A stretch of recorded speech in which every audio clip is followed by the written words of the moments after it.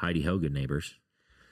We are on the Red Couch Theology podcast, and we are here, and it's going to be longer than 1 minute, but maybe not longer than an hour, hopefully.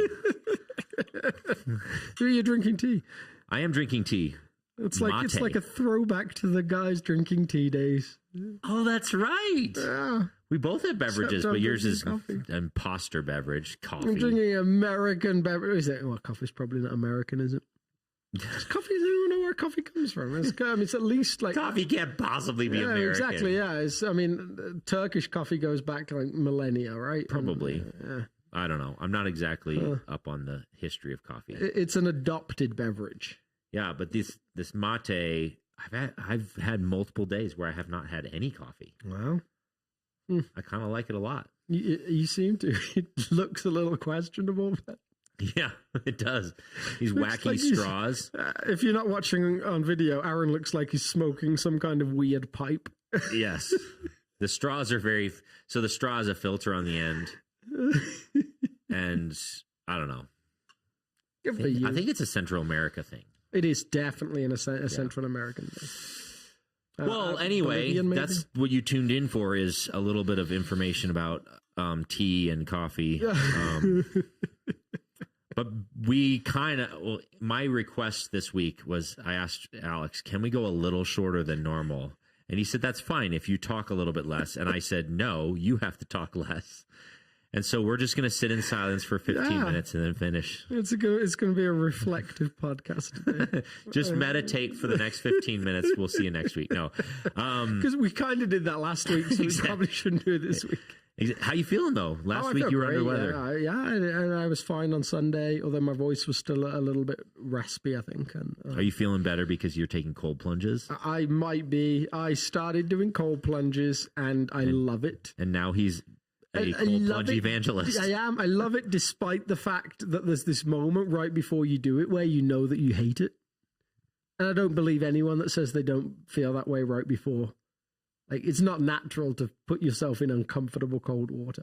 Yeah. But I just feel amazing afterwards, and I feel like I've done this hard thing, and now, like, it doesn't matter, like, what you have to do in the day. Take on the world. Yeah, I'm going to go take on the world. Go do a podcast with Aaron. It's going to be...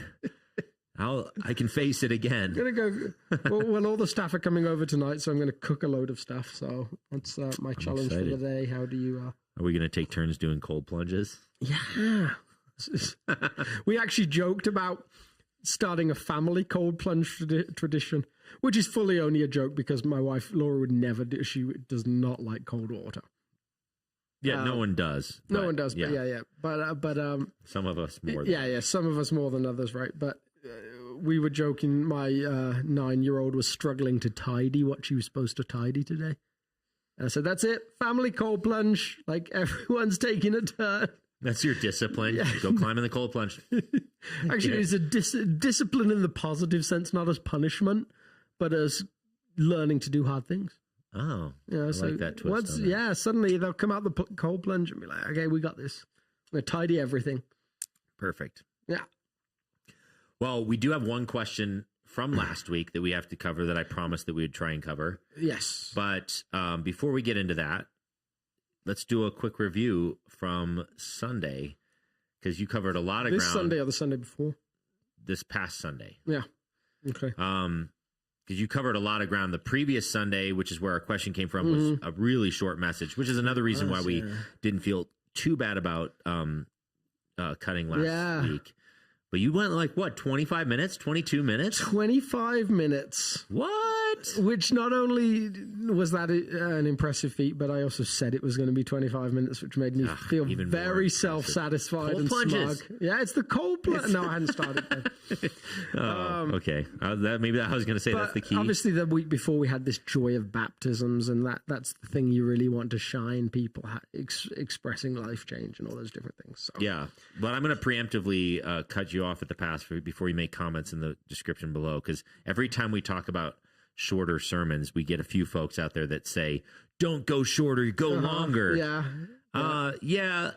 The point of celebrating a short sermon is when you need to go short because of content or whatever, like baptisms.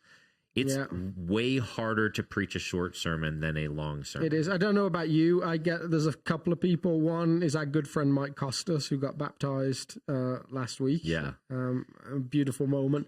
He's one of the guys that if I go short, he'll come up to me and he'll go, "You owe us." Like, where's the rest of the sermon? Like, and I'm like, yeah.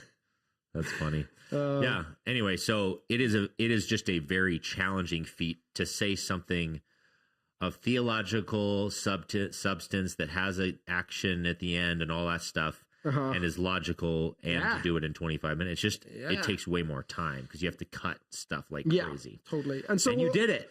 All I wanted to do that Sunday before was express how the Spirit is central to the Christian life.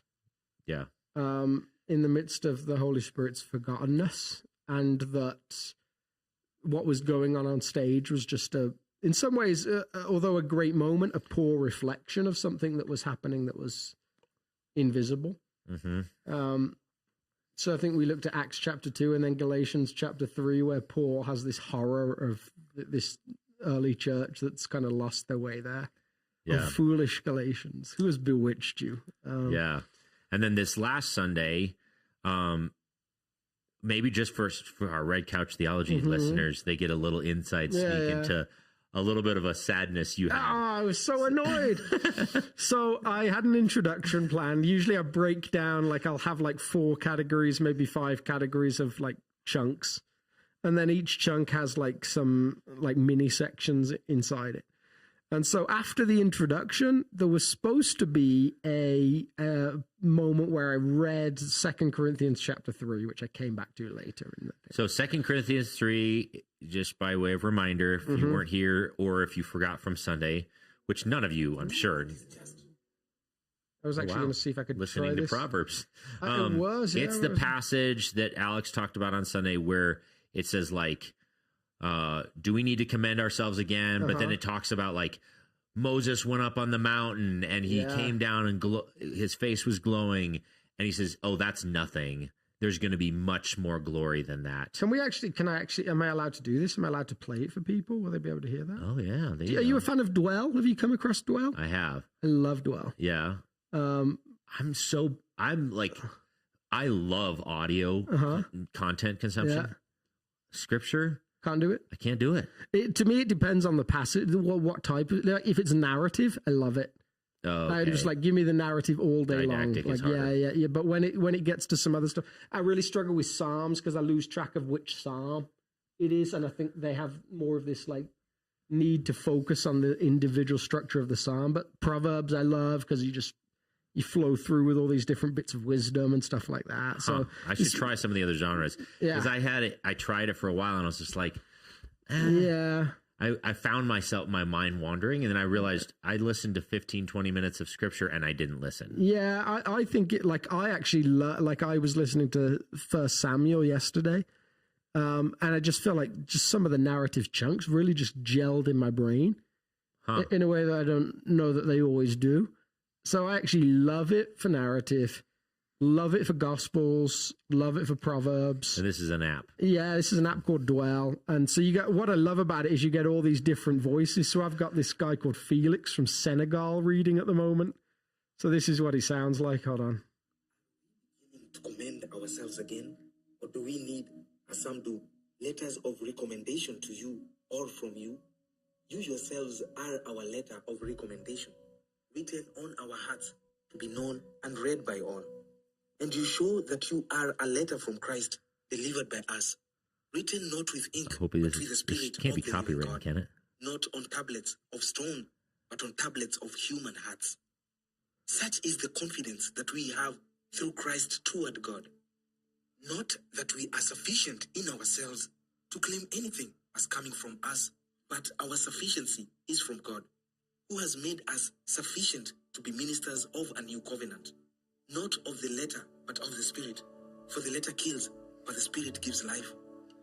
Now, if the ministry of death, carved in letters on stone, came with such glory that the Israelites could not gaze at Moses' face because of its glory, which was being brought to an end, will not the ministry of the Spirit have even more glory? For if there was glory in the ministry of condemnation, the ministry of righteousness must far exceed it in glory. Indeed, in this case, what once had glory has come to have no glory at all, because of the glory that surpasses it. For if what was being brought to an end came with glory, much more will what is permanent have glory. Since we have such a hope, we are very bold, not like Moses, who would put a veil over his face so that the Israelites might not gaze at the outcome of what was being brought to an end. But their minds were hardened. For to this day, when they read the old covenant, that same veil remains unlifted, because only through Christ is it taken away. Yes, to this day, whenever Moses is read, a veil lies over their hearts. But when one turns to the Lord, the veil is removed. Now the Lord is the Spirit, and where the Spirit of the Lord is, there is freedom. And we all, with unveiled face, beholding the glory of the Lord, are being transformed into the same image from one degree of glory to another. For this comes from the Lord, who is the Spirit. I love it. Yeah. So good. So if you turned in like just during that, you're like, which podcast did I show up? So Alex's accent is a little different. But I mean, I super recommend it as an app, and you can choose all these different voices. So, and I love that they come with different, like Felix, reassuring and kind. Like, that's the description of his voice. Amber, comforting and eloquent. Austin, deep and strong. Like, there's all these different people that just bring these different elements. What's to funny is that's my favorite one I've listened to. Is it? Yeah. Yeah, the African. I love him. Yeah. You know, I think he's from Zambia, maybe. Or, I'm not sure. I didn't look it up or but anything. it's just such a rich voice. And yeah. So yeah, I recommend Dwell heartily. So I meant to read that passage. Yes. Right at the beginning.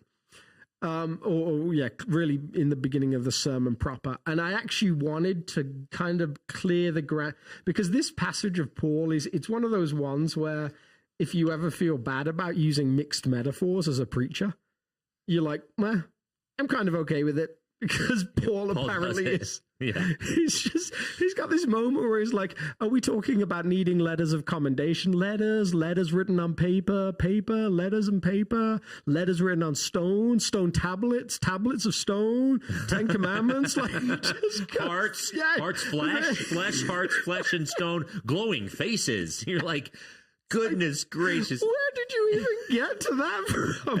And then you get to when Peter talks about Paul, is like, sometimes Paul writes difficult words. Difficult words. That are hard to understand. So if you've ever been reading the New Testament, you're like, I have no idea what's going on.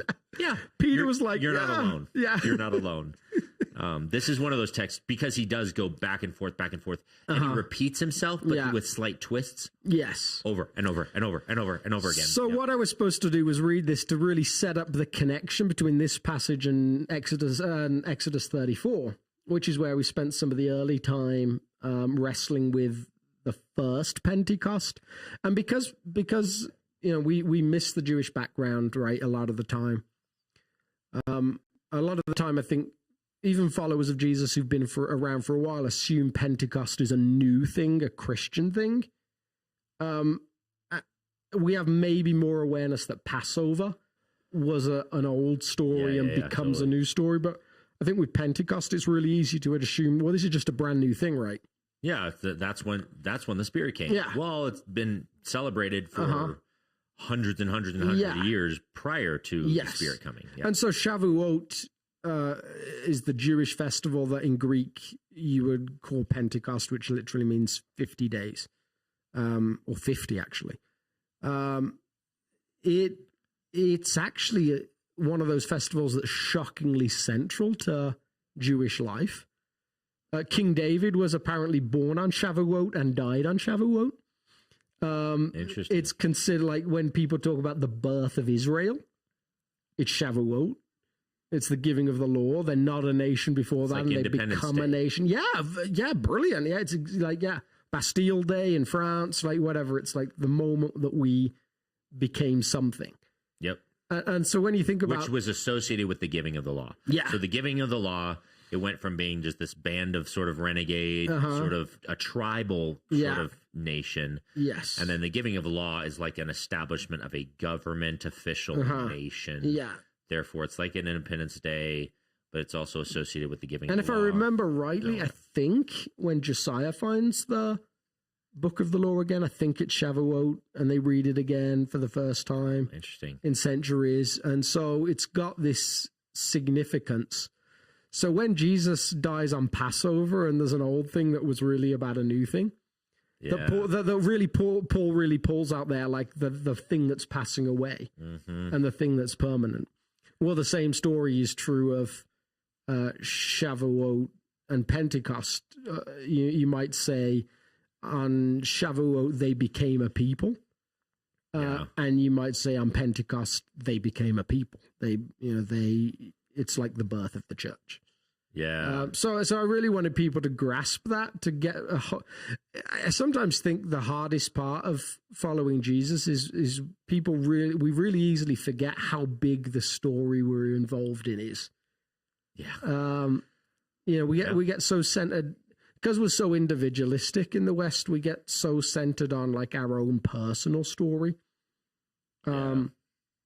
It's very hard for us to imagine now, as whether it's the millennial generation or the Gen Z generation. I think it's really hard for us to imagine giving our lives for something, because we've got so many generations of individualism now that actually imagine giving your life for something bigger than you are actually becomes harder and harder and harder.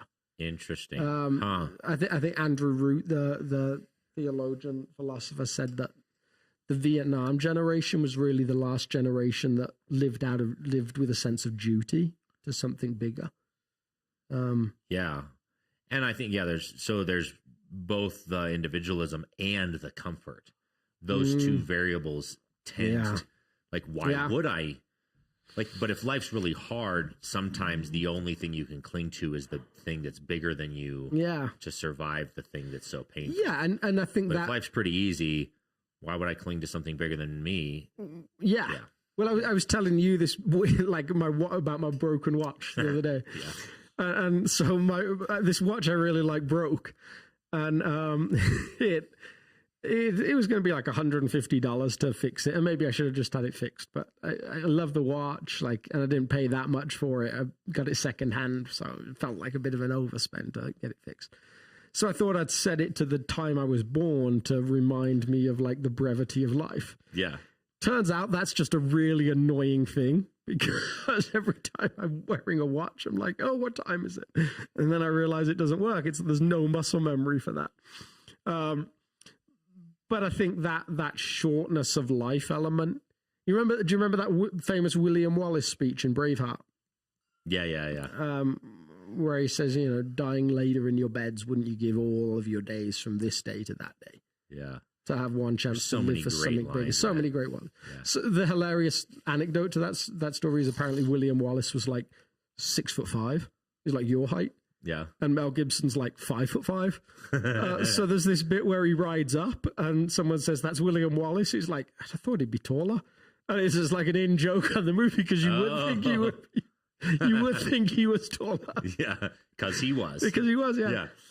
Apparently Mel Gibson didn't even want to play him, but they insisted if they were going to make the movie, they wanted Mel Gibson. Yeah. But you would have made a great William Wallace. Yeah?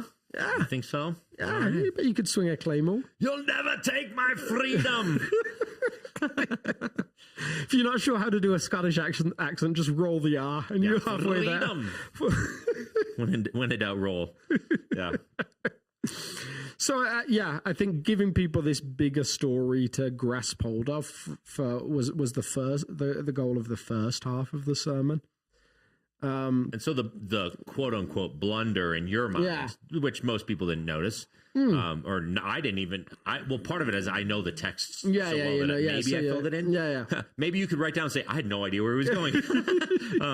The blunder was that you didn't read the Corinthians text at the beginning, and so then you just went straight to the Exodus, and they were they might have been like, isn't this a series on the Spirit? Yeah. Why is he talking about the giving of the law? Yeah. So there's this moment where the first slide, I click onto the slide that has the first lines of the Corinthians text, and mentally in my head on stage in front of a few hundred people, I'm like, this is their first time encountering this text in this sermon.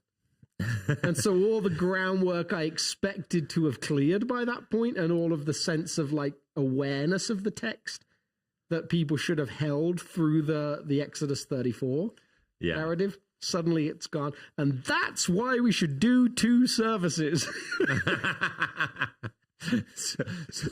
So that second service always just gets the better sermon. No. Oh man, that's funny. Well, but I think that the tension around this week was this really palpable, almost painful question you asked. Yeah.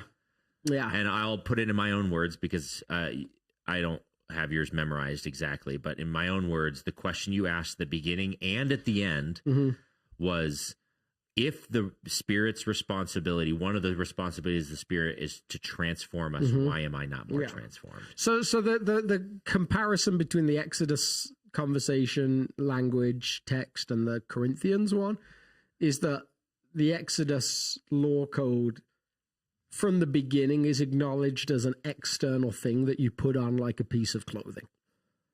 So I actually had my Avs shirt that somebody gave me, in recognition of the fact that I hate the Avs. They gave it to me as a joke, and never expected me to wear it, and I actually did, but it didn't change any heartbeat. I actually still hate the Avs. That's such a great illustration of it, though, yeah.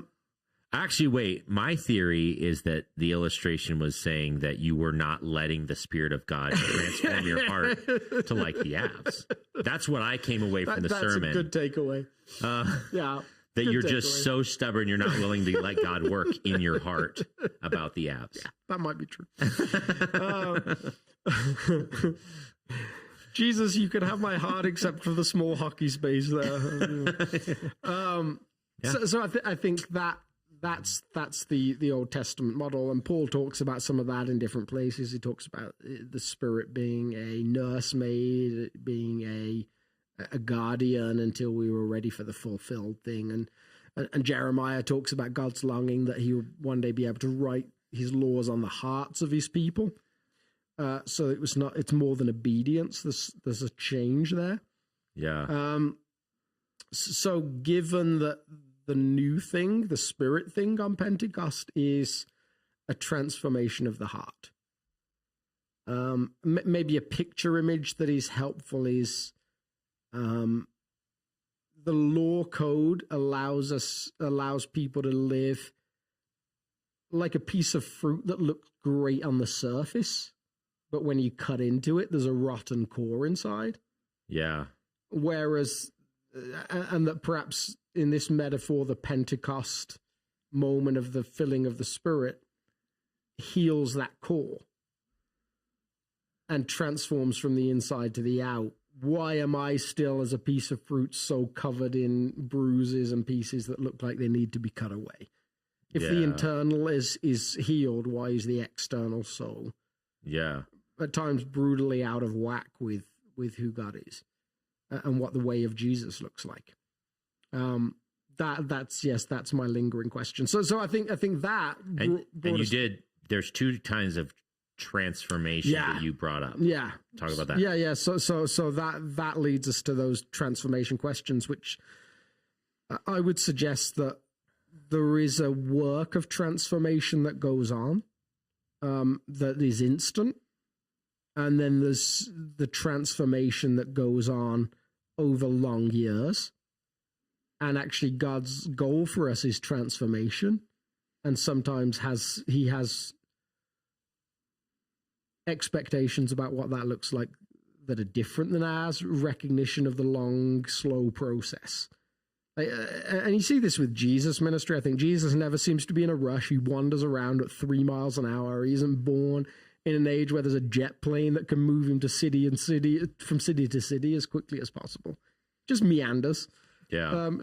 I can't think of a single time in a gospel narrative where Jesus is rushed by anything. Yeah. Like one of his best friends dies and he's like, I'm going to stay here a couple more days and then we'll go figure it out. Yeah. Like, Dallas Willard points that out. Like, if you read the gospel accounts, you never get the impression that Jesus is hurried about anything. Yeah. There's a great book. I'm blanking on the author. He's a Japanese author, I think, called 3 Mile an Hour God. And just, that says it all, really.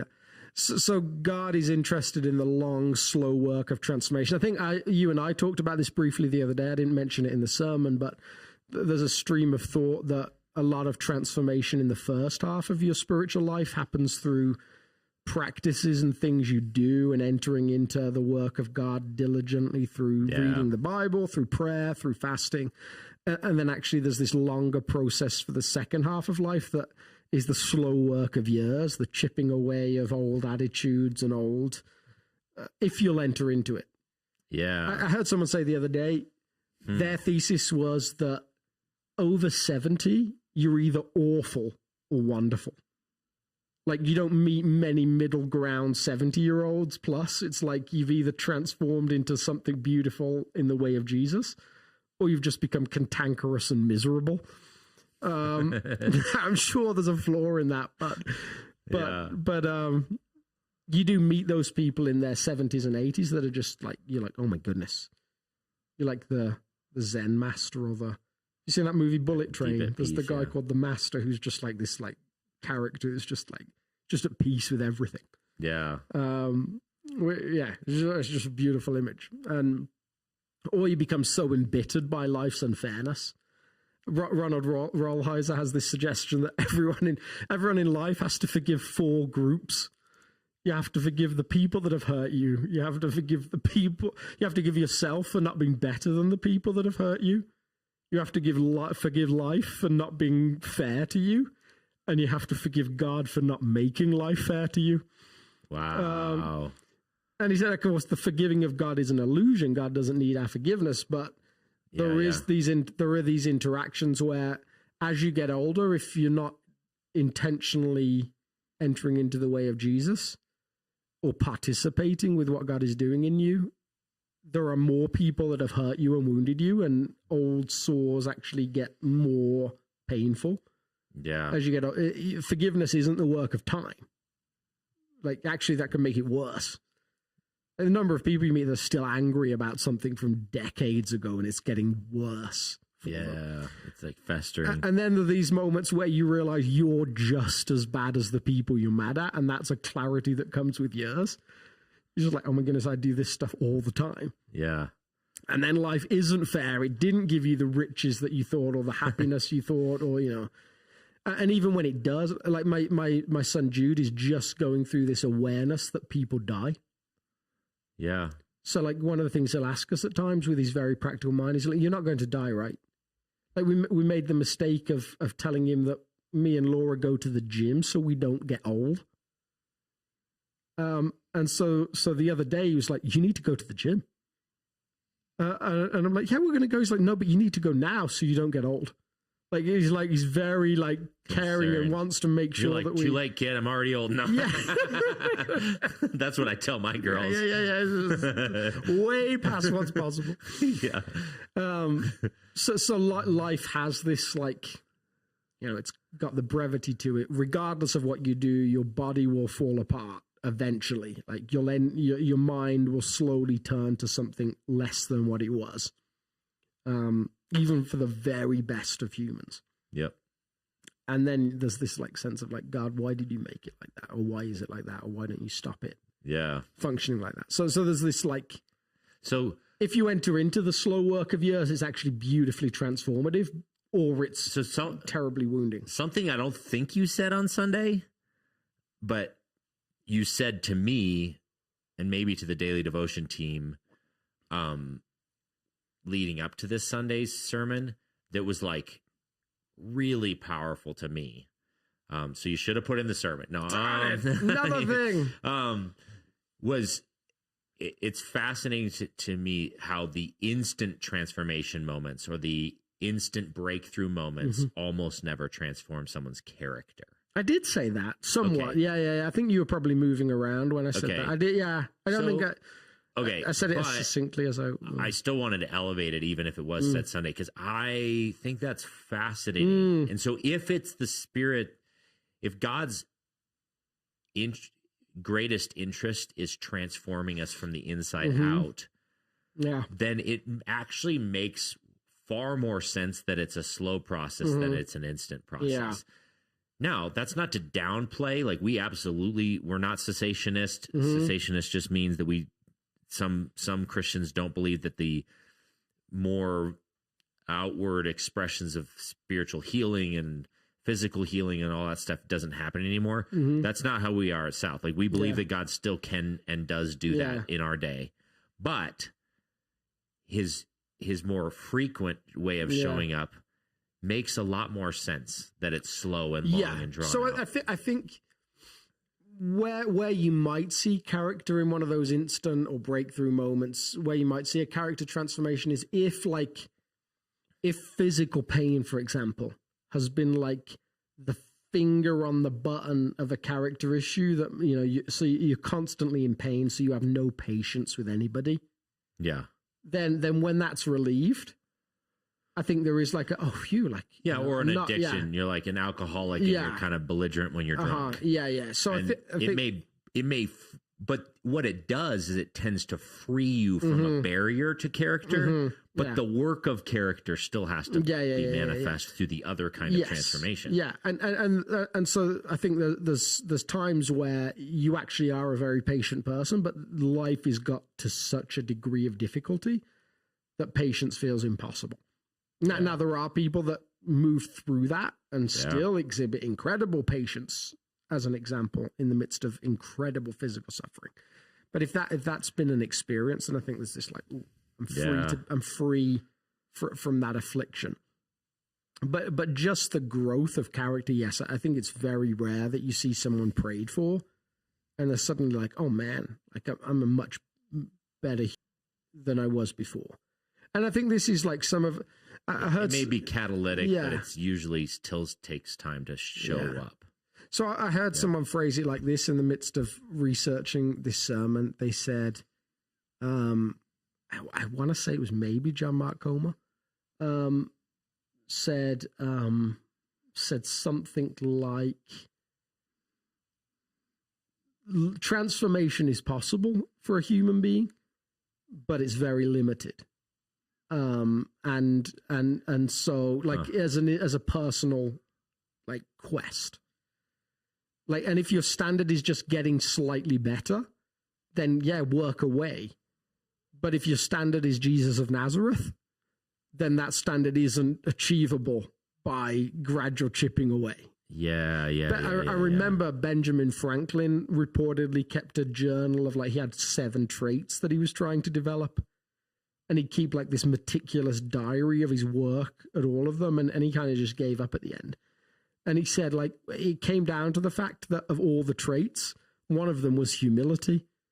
And he said, like, that feels like impossible because as soon as I achieve anything, I'm proud of it. And even if I could become genuinely humble, I'd probably be proud of my humility. Like, it just felt if your quest is self-development, actually, there's loads of limitations on that as a human being. Yeah, I remember, like, when I first sort of discovered spiritual practices as a means of transformation and grace, there was like this excitement in the sense that I've got some tools that no one had told me about that are transformative. Yes. And I was like, I can get after getting transformed now in a different, unique way. And that's true.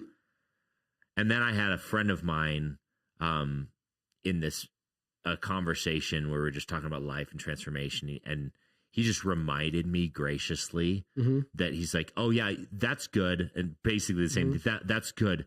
But if you really want to make progress, it will and only will ever be a significant progress by the power of the Spirit. And I was like, okay, all right. Which is it's infuriating because it's for someone who was an achiever type. It's infuriating because then the best thing you have access to, the only thing you have access to is surrender. Yes. and trust and prayer and communion with God and talking to him about the messed upness of your soul, you can just keep going to him and crying out to the Spirit to work.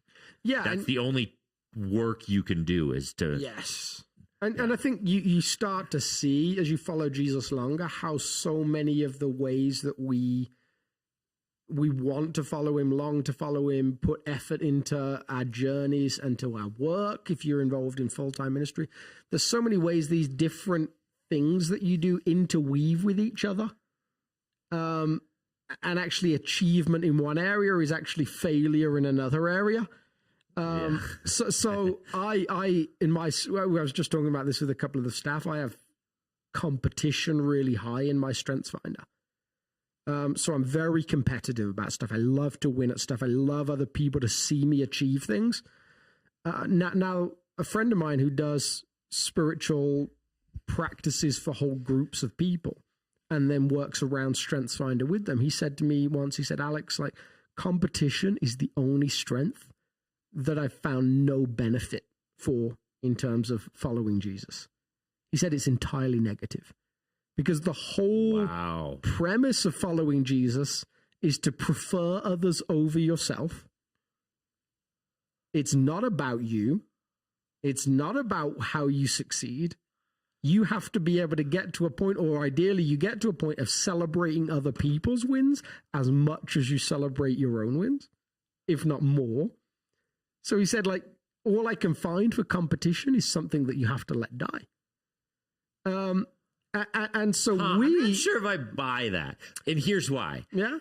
And here's why. Because I think that there can be, how about this? Is being a fan competitive? I don't think he would worry about that. I think he would cast professional sports and all those different things to a whole different realm and recognize the fact that you're not actually doing anything. When you get down to it, even when you have these great moments where like my favorite football team, Michigan Wolverines, won a national championship, and I enjoyed it. And I had this moment where I was like, I didn't really do anything. Yeah.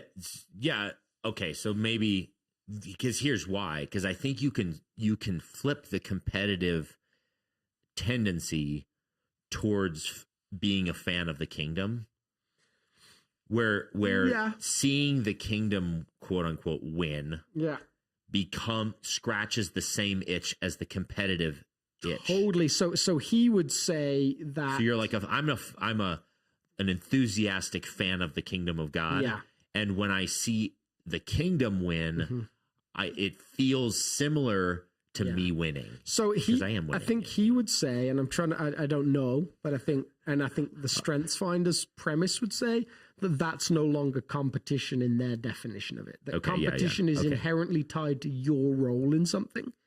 So you can be an achiever in terms of StrengthsFinder, and there's a lot of positives there. You can achieve for the kingdom, but achiever doesn't necessarily have to correlate with your role in it.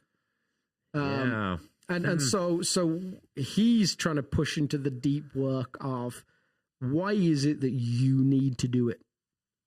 Why is it that it's better when it's by your hand? And there's a whole bunch of ways that, and we've seen this with people in ministry for a few decades now, of ways that they've been able to say, well, my work for the kingdom is so significant, it doesn't matter what happens to everybody else. It's worth the collateral damage for the sake of the kingdom.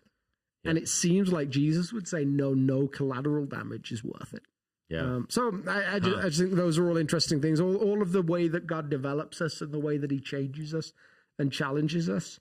I think the way that we see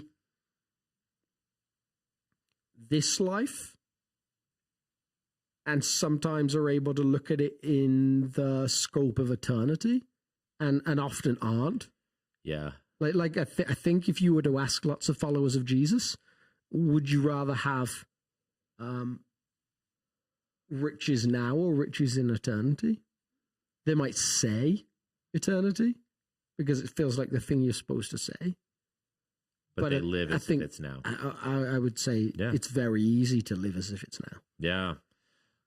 Well, do you mind if we get to the question? Yeah. So that we can end early? I mean, let's get to the question. Yeah. So wow, what time is it? Oh, wow. Yeah. Yeah, we're really good at going an hour. Yeah. You talk too much. Got a meeting. I've got a meeting, and so that's why I'm trying to steal away a little bit earlier. I'm supposed to tell them that. It's a really, really good meeting with some of you, maybe. I don't know if these people listen. Anyway, all right. So this is a question that was originally generated from 2 weeks ago. Mm-hmm. And it goes like this. We know that the Holy Spirit was given at Pentecost, and the disciples were instructed to wait for that. But I'm wondering about the Spirit in the Old Testament. Did he function differently in the Old Testament? I think he was there, and if he was always there, a part of things then, how was it different after Pentecost? Yeah. Great question. Great question. And it seems the best answer is probably Jesus' words in John 14, where he says, and I'm trying to think of the exact verse reference, where he says, I'll see if I can pull it. That I will send the Comforter, the Holy Spirit, who is with you and will be in you. I think that's his exact words, if I remember rightly. Yeah, it was like a promise of the Holy Spirit. And I will ask the Father, and he will give you another advocate. Let me put it on the screen here. I will ask the Spirit, and he will give you another advocate to help you be with you forever. The Spirit of truth, the world cannot accept him because it neither sees him nor knows him.